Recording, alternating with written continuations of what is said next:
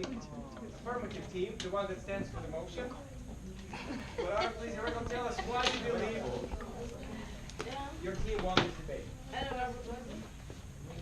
Based on the previous points that have been discussed by my co-debaters and the opponents, we have some points listed here. Miko, the first speaker, said something and I'm going to quote him. He said, UK is not joining the Eurozone because of their cultural value. And I believe all the countries, and he said it's possible to have economic reason being backed up by it also. And I believe all the 28 countries in the EU, in the Union, they all have their own cultural value. And I can't think UK will also stoop so low because their money is valuable more than euro. So it's going to be a deficit on their home part trying to join euro. So it's like they are devaluing their currency. Another notable point that Anne said was there are 5 major criteria that has to be met before you can be part of the Eurozone. But in the case of Greece, even before Greece joined the Eurozone, their economy was so bad, so they just needed to join the Eurozone to stabilize their economy, to get more money. And they were just partially accepted without meeting the criteria, which means there's partiality and it can be fluctuated and all the criteria were not being met before being part of the Eurozone. And another point we have is, when you join Eurozone, then your country becomes independent. You can handle your country specific problem when it comes to time because you have to consult the ECB before any decision can be taken. So you have to, before you can draft your monetary policy, you don't even have an independent monetary policy because everything is being determined by the ECB, European Central Bank, not your country. So with this, and it's immoral because when Germany was in crisis, they have euro crisis, they put the debt on Cyprus, and I think that was in 2013. So it's going to be a lot of troubles. We've viewed euro, there's going to be a lot of troubles in years to come. And concerning, Miko made a point, he said, it enables foreign investors. But I think international trade, not that I think, I'm very sure international trade has been in existence before Eurozone came into existence. And European countries are still having international trade with African countries, and African countries are not spending euro. So I don't know how euro makes that possible, although it's, but I don't even see any possibility in that because in African countries they have their independent monetary money they are spending, and they have their central banks that control their monetary policy. So international trade has been in existence before euro come into existence. So making international investors more familiar with European countries is not a very good point for them. So I'm very sure with these few points we've listed, and there's lack of flexibility. When you join Eurozone, you were not chance to move out. You can't just say, okay, I think the Eurozone, they are putting more pressure on me there because like you have a good economy and they're just, some countries they are running into debt. You'll be the one to help them out every time. So you can't just say, okay, I don't need your help, I want to go out. I can't make decision on my own, I can't make my monetary policy, there is no flexibility. And I'm going to cite one last example, which I'm very sure will make us the winner of this argument. One example, I'm going to cite Hungary as a typical example. That one is economic reason.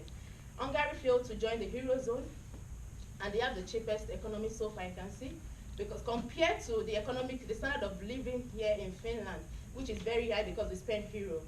They spend forints in Hungary, and like if 50 euros is equivalent to like 15,000 forints, in which the cost of living was so cheap. For students, your student discount, your bus discount can just be like 3,000, just 10 euros in a month. So compared to, and as a working class, I think the maximum you pay is just 30 euros compared to the cost of living here in Finland. So the cost of living is cheap and everything is easier, and you have independence in handling your country-specific problem when any problem arises. So now I rest my case. Thank you.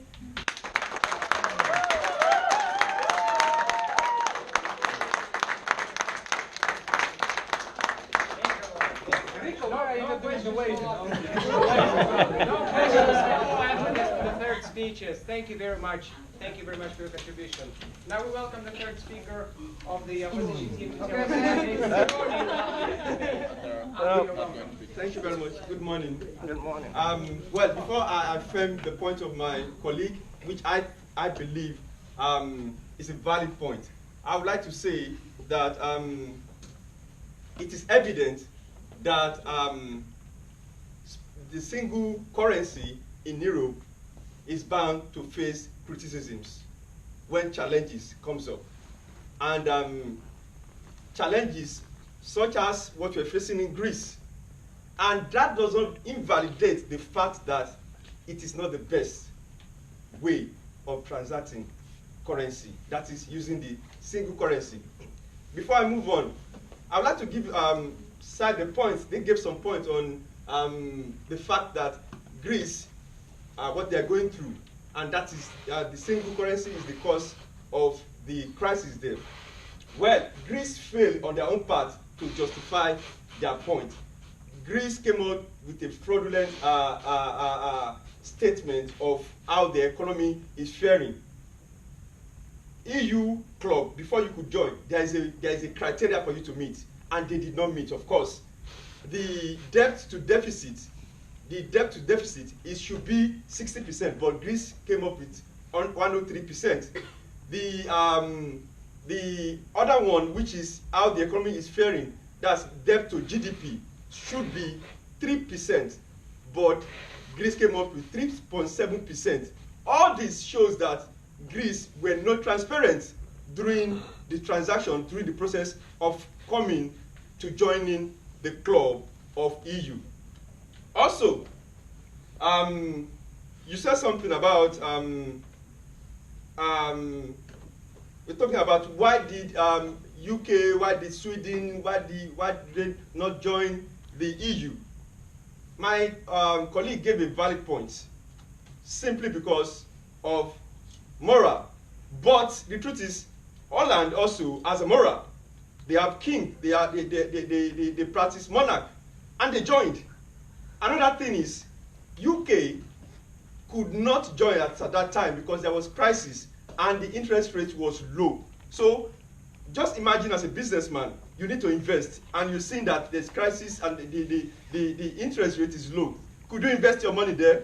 No. So all these people, all these countries rather, UK, Sweden, felt that it would not stabilize the economy. But I'm very sure right now they are also looking at on joining the Eurozone. That is why they are, and very soon there's going to be a referendum in UK if they should still remain in EU. But I know if they return in EU, Eurozone, they will definitely adopt the currency. Also, looking at Paul Krugman, the article we read, well, Krugman has his own points, has his own interest. I also have my own point of interest.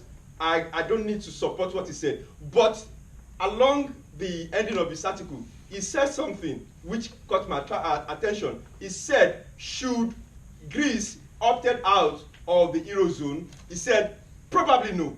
Why? Because he also knew that if they move, he knew that the euro they could still do very well in them using the euro currency. That shows that any country facing crisis now could still be stabilized by this fact. That is why Italy, Portugal, Ireland, we never opted out of the euro, because the central bank, the central bank of EU are actually monitoring their welfare, and they are also encouraging them in order to make their economy to be stabilized.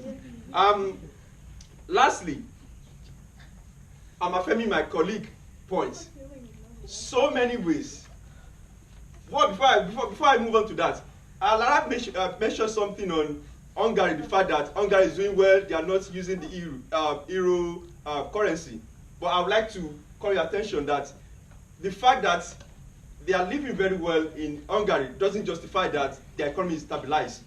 The economy of a country is measured by the GDP, is measured by the value of goods and services they produce. Is Hungary producing anything? No. So that is the fact. That is the fact, and there is no way there could be economy and price stability, because they will still depend on import goods and services.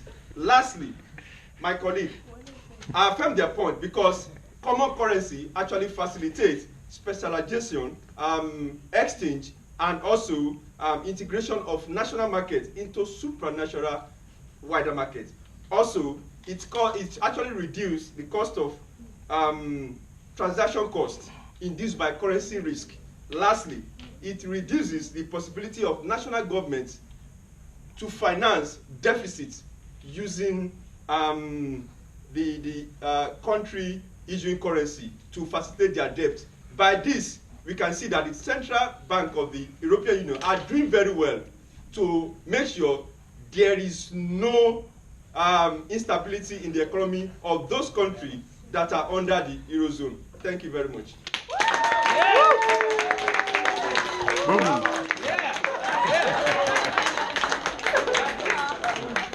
Speakers, could you please leave the room for a few minutes?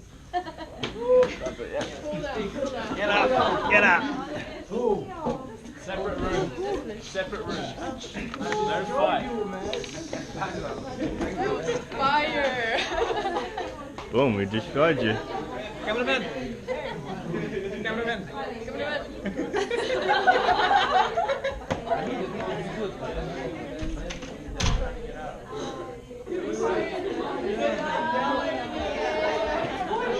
Well, let me ask first. I'll ask your team. Students, I'll ask your team from your side. Who was the best speaker on that side? Think both content and presentation skills and persuasion. Hard one.